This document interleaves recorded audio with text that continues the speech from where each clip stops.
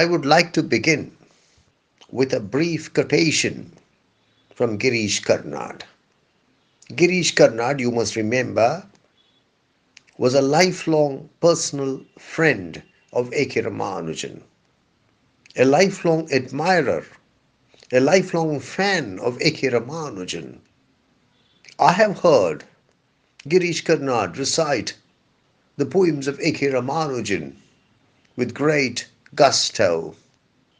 This is what Girish Karnad says, I quote, "There is no other figure like A.K. Ramanujan on the intellectual landscape of India." Unquote. May I repeat the quotation? There is no other figure like A.K. Ramanujan on the intellectual landscape of India.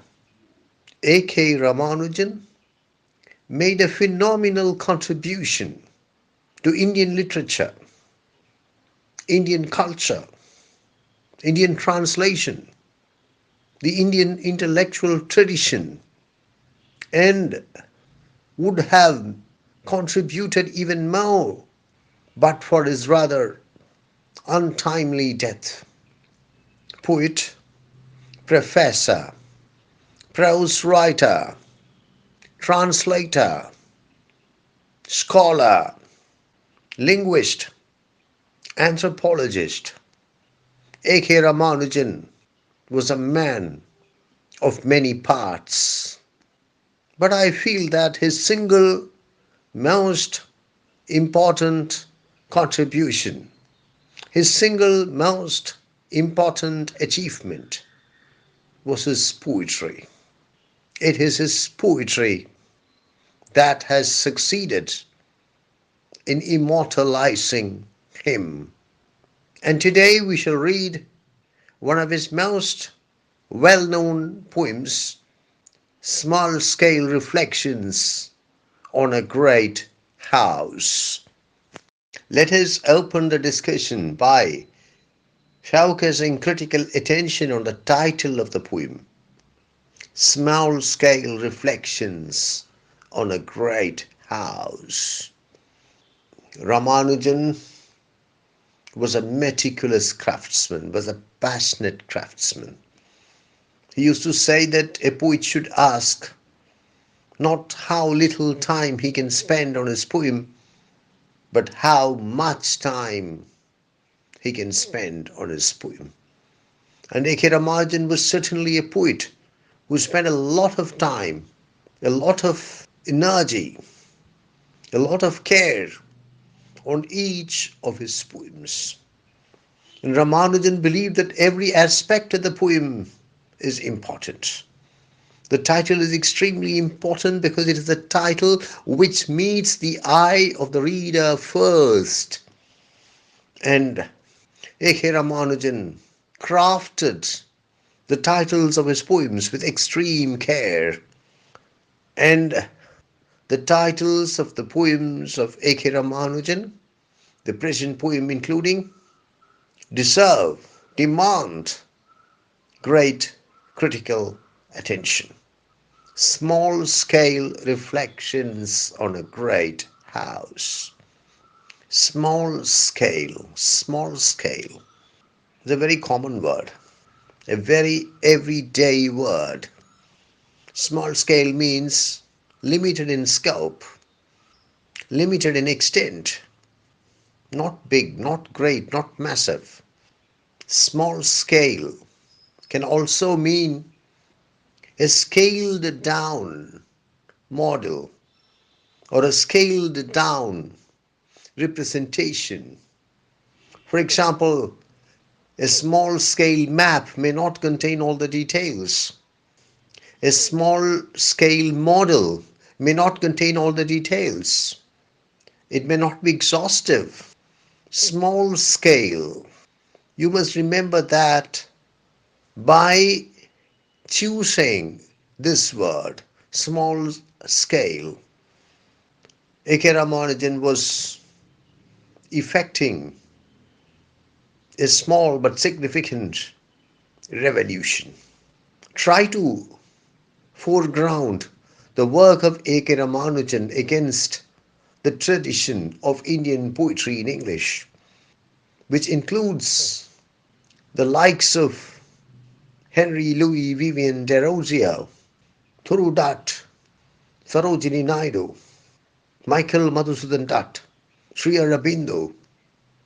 And here is a poet who uses a very ordinary word, a very unpoetic word, a very prosaic word, a very everyday word, as the first word in the title of his poem.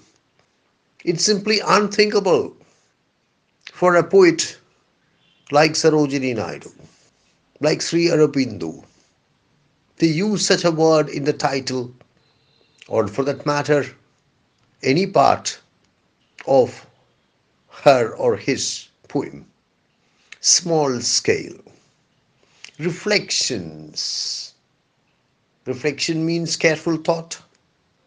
Reflection means to reflect means to ponder over something, to bestow thought over something, to hear our thoughts, but the thoughts are small scale.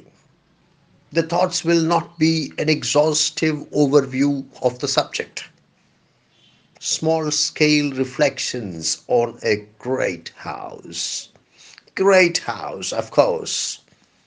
The poet has his tongue in his cheek. I'm sure that A.K. Ramanujan had his tongue in his cheek while writing Great House.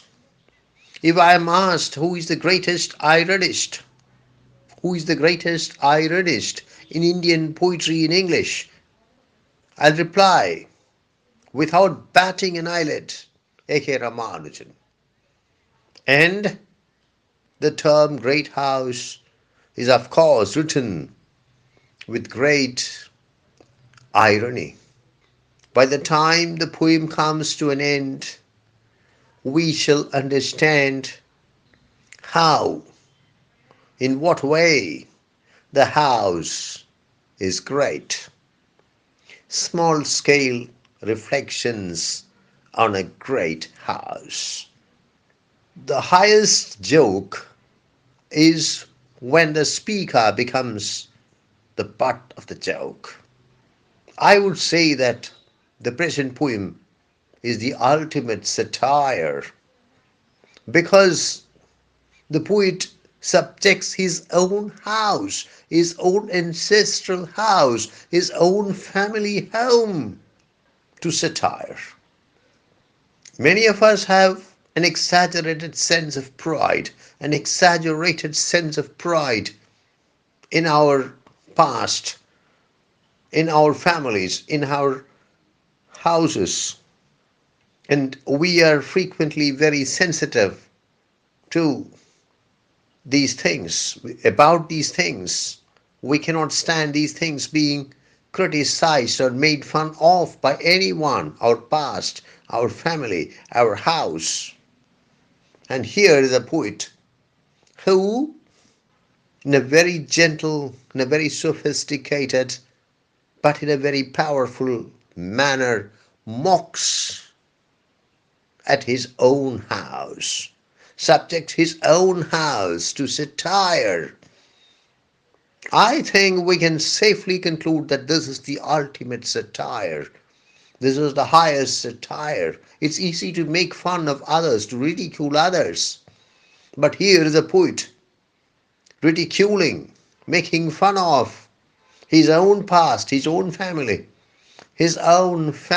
home.